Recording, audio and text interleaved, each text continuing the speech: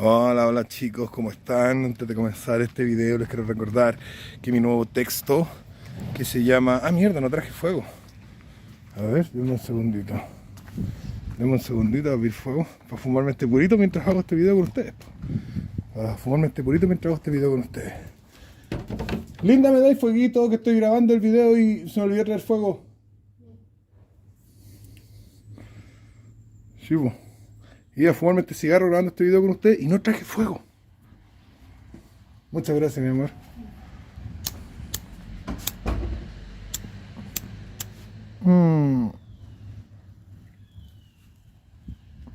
Bien, hablemos. Hablemos de epistemología. Antes de empezar, hay que recordar que subí un texto. Subí un texto que se llama Gano la reacción, con signos de interrogación. Va a estar en la descripción. Cómprelo. $3. ¿Qué le cuesta? $3 no es nada. Yo no voy a hacerme millonario, usted no va a ser pobre. Pero va a tener ahí, hay un análisis exhaustivo, profundo, de la situación política a partir de las elecciones en las que ganó el Partido Republicano hace un par de meses. ¿Ya? Y es parte de una seguidilla de panfletos analíticos que he estado posteando, que he estado subiendo al Amazon, que parten a finales de cuando ganó el rechazo en la elección del año pasado, en el plebiscito del año pasado. Va a estar en la descripción, léalo, no sea flojo, intrúyase. Y recuerde que también en la descripción va a estar esto, las poleras novasturianas. Las poleras novasturianas, hay un link ahí para comprarlas. Son del artista chileno Zetla Atlas Mark, los dibujos maravillosos, le quedaron exquisitos, muy lindos. Y exclusivas, una edición muy limitada porque en un par de meses más, y unos meses más vamos a tener nuevos dibujos y vamos a dejar de producir esto, vamos a empezar a producir los otros. O sea, yo no, porque yo simplemente estoy promocionando. Yo pedí que me pasaran unas poleras y yo las promocionaba. Pero son otras dos personas las que están realizando el trabajo. Atlas que dibuja y otro el chico que está haciendo los envíos y la recepción del dinero y todo lo demás. Y a mí me llega una pequeña comisión por publicidad, tampoco me hago millonario. Pero vamos a estar cada cierto tiempo cambiando los modelos. Y eso va a significar que esta polera que usted se compra ahora, después no se la va a poder comprar la misma. Y va a ser el único que la tiene, va a ser el que la compró en ese momento. ¿Ah? Exclusividad. Obviamente todos estos diseños van a ir en el mismo tenor. Ya. Hablemos un poquito del tema de epistemología. Vamos a hablar de epistemología hoy día. Vamos a hablar de epistemología porque el tema de los datos y las fuentes. Ha llegado gente al canal de Telegram y todavía hay gente que quiere huevearme, pedirme datos y fuentes. El tema del dato y de la fuente. Entonces, hay que volver a hablar de este tema. Además, estaba revisando mi video que hice sobre datos y fuentes la vez pasada. La verdad es que no estaba muy bueno, fue un descargo, una rabia que estaba yo ahí expresando, ¿no? Una verdadera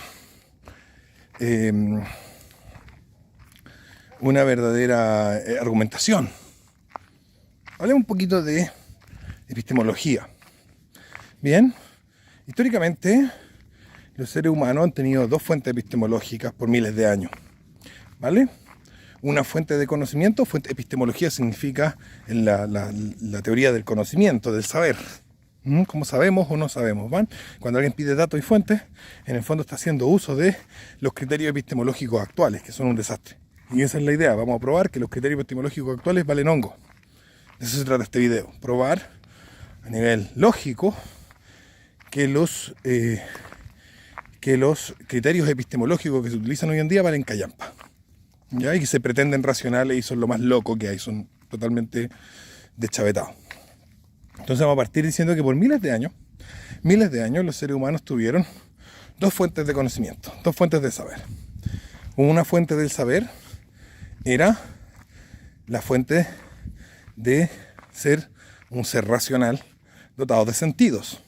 ¿Qué significa eso? Que nosotros observamos la realidad, tenemos 5 sentidos que nos permiten obtener información de lo que está fuera de nosotros mismos, ¿no es cierto? De lo que hay en nuestro entorno. Y tenemos una mente racional capaz de ocupar la lógica para juntar estas cosas, para poder organizar esto de forma ordenada y darle forma de conocimiento a lo que hemos observado y de hecho incluso expandir eso más allá. Y entonces se usaba un tipo de razonamiento basado en axiomas, silogismo. Voy a poner un ejemplo, ¿no es cierto? Un ejemplo de conocimiento del estilo antiguo. Yo, por ejemplo, suelo decirle a la gente cuando me dice es que tengo miedo de morir, yo entonces, ¿para qué está vivo? Porque los que viven se mueren. Eso es un silogismo axiomático propio de la filosofía clásica, propio del pensar de los seres humanos durante miles de años.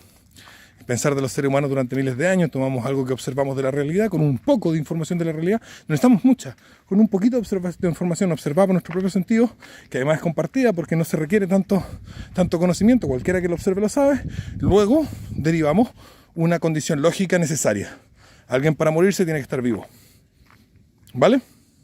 ¿Está ahí todo bien? Yo para morirme debo estar vivo. Si yo no estoy vivo no puedo morirme. De ahí obtenemos siguiente corolario. Solo lo que está vivo se muere, por lo tanto solo se pueden morir los árboles, los animalitos, los microbios, las plantas y los crustáceos, los peces, etc. Pero no se pueden morir las piedras, ni la tierra, ni el azufre se puede morir. ¿No es cierto? Y bueno, y a eso si nosotros le añadimos otras pequeñas observaciones y otros silogismos y otros conocimientos de tipo axiomático, es decir, cosas que son verdad siempre, porque son necesariamente lógicas. Son lógicamente necesarias, es necesario, por la lógica, que sean ciertas siempre, que sean siempre verdad. Entonces, vamos aumentando nuestro conocimiento mediante el puro ejercicio de la lógica y la observación directa de los fenómenos. Observación directa de un fenómeno y luego lógica. ¿Todo bien hasta ahí? Todo bien hasta ahí, ¿cierto? Ya. La otra fuente que existía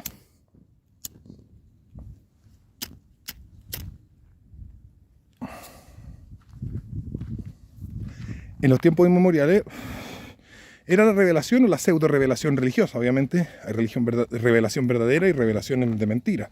Pero siempre hubo la idea de que existía una verdad sobrenatural, inalcanzable para el ser humano, y que algunas personas podían tener algún acceso a ella, y ahí estaban los chamanes, los sacerdotes de las distintas religiones, los magis en Mesopotamia, etcétera, ¿no es cierto? Siendo la principal, la más importante, por ser la verdadera, la revelación cristiana. Esas son las dos fuentes de conocimiento que el ser humano sostiene, siempre, desde que el hombre es hombre. Se produce un quiebre. El ser humano deja de conocer o de saber mediante estos dos métodos.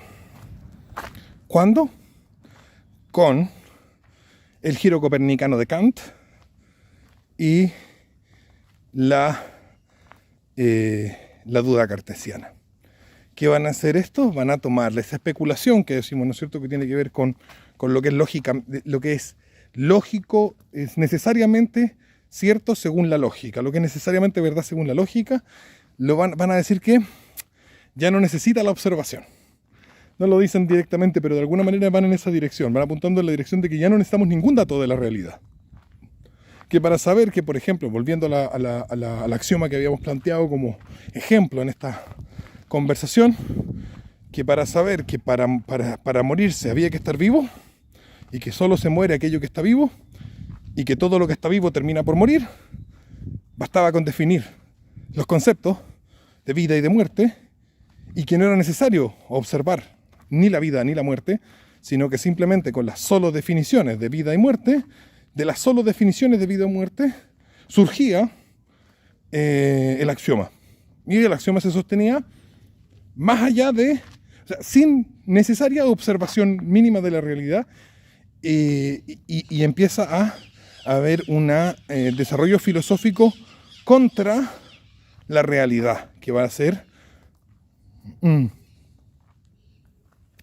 el idealismo y el racionalismo, un desarrollo filosófico contra la realidad. La realidad no importa, lo que importa es que las cosas calcen en mi cerebro.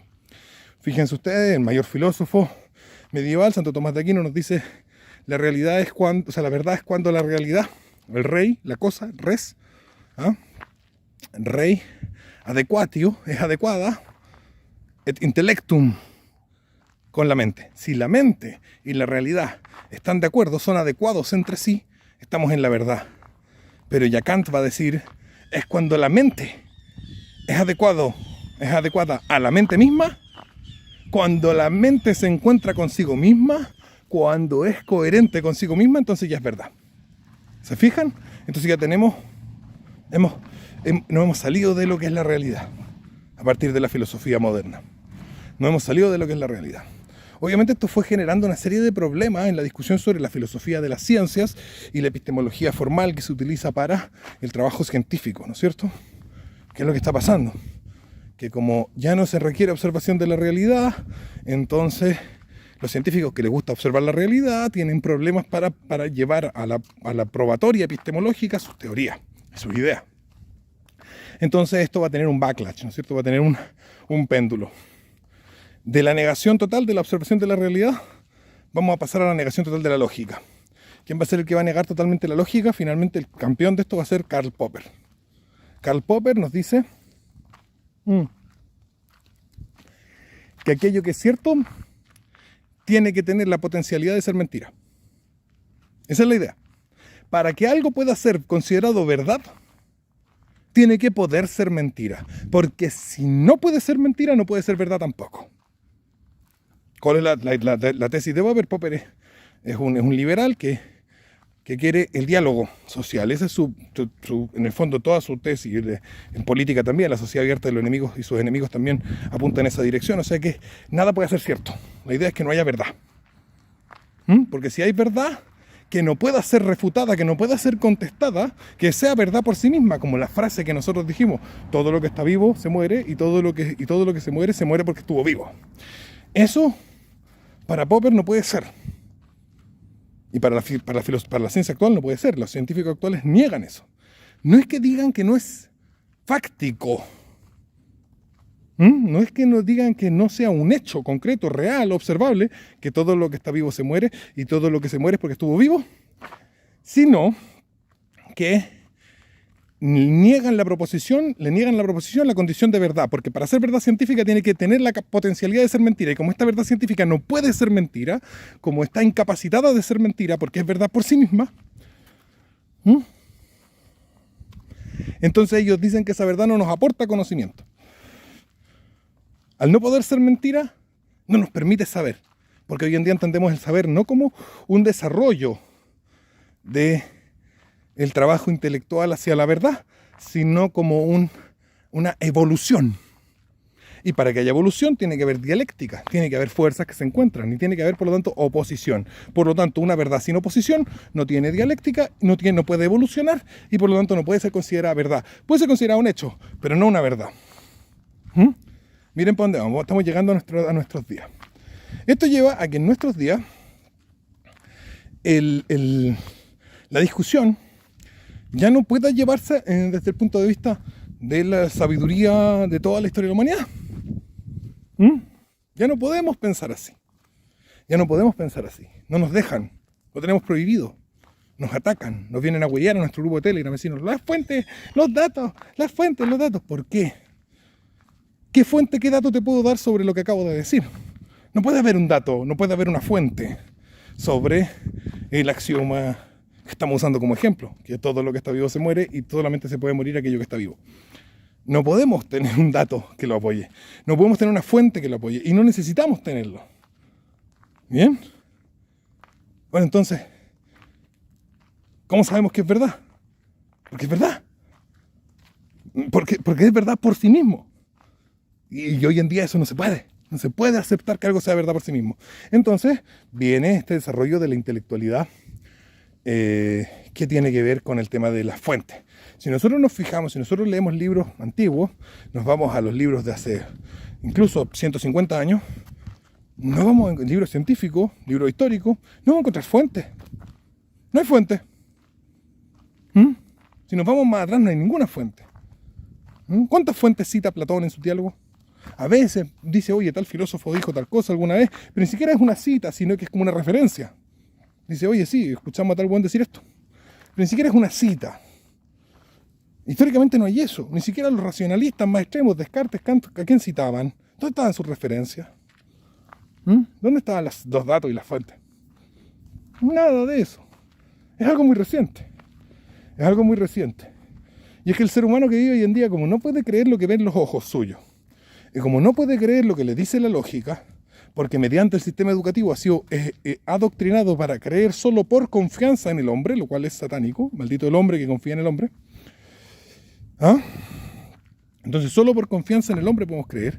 Entonces necesitamos una fuente que es la fuente de confianza que nos da. Y por eso también está la disputa sobre esa fuente no es creíble y esa otra sí. Y los libertarios tienen su FPP y la Atlas Foundation y un montón de think tanks que sacan sus fuentes y sacan el índice de libertad económica. Y los izquierdistas tienen lo suyo. Y todos tienen sus grupos que están tratando de sacar fuentes. Crear fuentes. Construir fuentes de la nada. Los periodistas de las grandes cadenas muchas veces tienen periódicos digitales que son pequeños, pero que están hechos para crear fuentes. Para poder decir, Sebastián Izquierdo nunca ha trabajado, que es lo que han dicho, y es mentira. No lo pueden decir directamente, no lo pueden poner directamente, porque entonces alguien les diría, ¿y de dónde sacaste eso?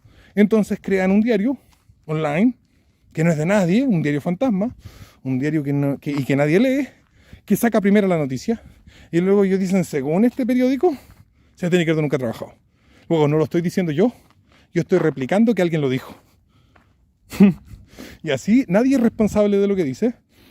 A nadie le interesa decir la verdad. A nadie le interesan los hechos. A nadie le interesa la lógica.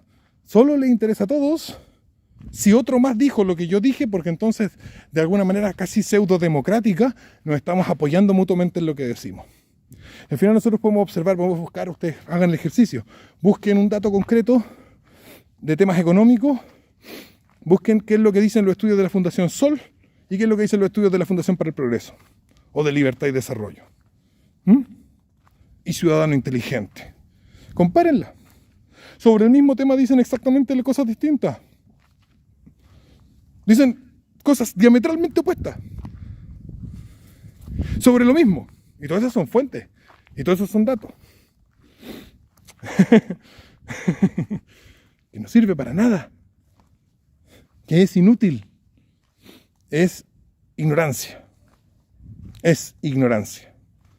es la mutilación del saber humano. El ser humano renuncia a saber, y renuncia a saber por medio de la utilización de estos dispositivos, de las fuentes y los datos.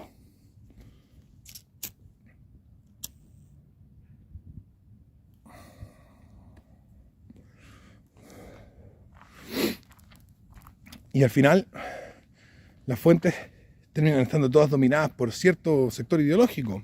El liberalismo de extrema izquierda, la extrema izquierda progresista neoliberal, porque controlan la cátedra, controlan las universidades, y entonces todas las fuentes académicas son de ellos, y controlan los gobiernos y los organismos internacionales, así que todas las fuentes, las estadísticas estatales y supraestatales son de ellos. Los números de la OCDE, ¿quién los hace?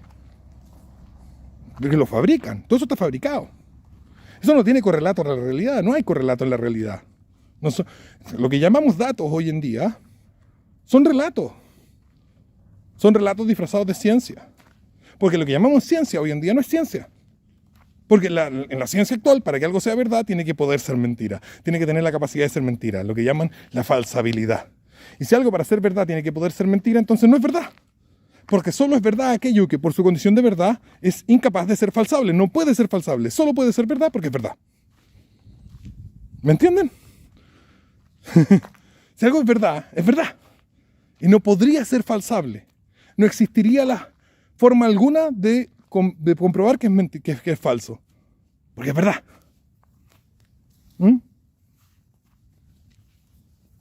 A lo que llamamos ciencia hoy en día no es verdad, no es ciencia. A lo que llamamos verdad hoy en día no es a la verdad. A lo que llamamos datos hoy en día es a cosas inventadas que la gente pone en alguna parte. Entonces, en los bandos políticos se enfrentan y dicen, tu fuente no es creíble, no, la tuya no es creíble. Y Liga Antifraude reta a los liberales y les dice, tu fuente tu economic ranking de libertad económica no es creíble. ¿Es verdad? No es creíble, es pura patraña. Ahora, los datos que usa él también son patrañas, porque todos los datos que tenemos hoy en día son patrañas. No hay datos reales. No existen. ¿Cómo sabemos la verdad entonces? Bueno, volvamos a lo que hicieron por miles de años nuestros ancestros. Miramos un poquito la realidad. Así se descubrieron todo. Incluso la ley de gravedad todavía seguía usándose eso. Mira un poquito este weón de Newton, vio que algunas cosas se caían y todo lo demás y dijo, a ver. Y luego, mediante lógica, axiomática, mediante el desarrollo especulativo, matemático, agarró esto que las cosas se caen y lo universalizó y lo llevó a un conocimiento que todos tenemos hoy en día, que es la gravedad. Así se han descubierto muchas cosas. Casi todo lo que las bases de nuestro conocimiento son así. Hoy en día ya nos salen nuevas leyes científicas. Antes teníamos leyes científicas. ¿Por qué ya nos surgen nuevas leyes científicas? Porque si fueran leyes no serían refutables, entonces ya no pueden ser. Entonces nos quedamos con las leyes antiguas, la ley de gravedad, conservación de la materia y la energía, que surgieron antes de la época en la que el ser humano comenzó a negar las condiciones de la verdad, que es verdad por sí misma. Una observación no muy exhaustiva de la realidad, mirar. Y luego el desarrollo del pensamiento lógico, que nos lleva a las conclusiones que nos permiten seguir existiendo. Y todo el pensamiento que usamos hoy en día en general para vivir y para manejar un vehículo, etcétera, es de ahí. El pensamiento científico actual no nos ha traído saberes, nos ha traído desarrollo técnico, pero eso por los saberes previos, no por los saberes actuales, no porque haya un saber nuevo que genere este desarrollo técnico. El desarrollo técnico no tiene que ver con el saber. Puede haber más desarrollo técnico sin desarrollo del saber, y puede haber menos desarrollo técnico con mucho desarrollo del saber. La edad media tardía es un tremendo, y principios de la modernidad, es un tremendo proceso de desarrollo de los saberes, del conocimiento, y de no desarrollo técnico. También podemos ver que en Roma también hay poco desarrollo técnico, mucho desarrollo del saber. Luego, la era de los descubrimientos, ¿no es cierto? La modernidad temprana. El ser humano no avanza técnicamente necesariamente porque sabe más, ni sabe más porque avanza técnicamente. Son dos cosas que no tienen un correlato.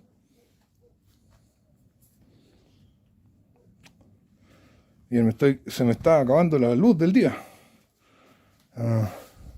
Estaba haciendo una cruz de madera, no se ve muy bien, a ver si no se ve muy bien, no, está muy oscuro, mañana se las muestro.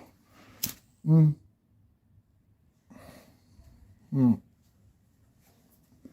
amigos míos van a salir a rezar a la calle y me pidieron que hiciera una cruz, le hice una cruz de 2 metros, está hermosa. Bueno, no necesité fuente ni datos para medir y cortar la madera y hacer que me queden las proporciones correctas y exactas.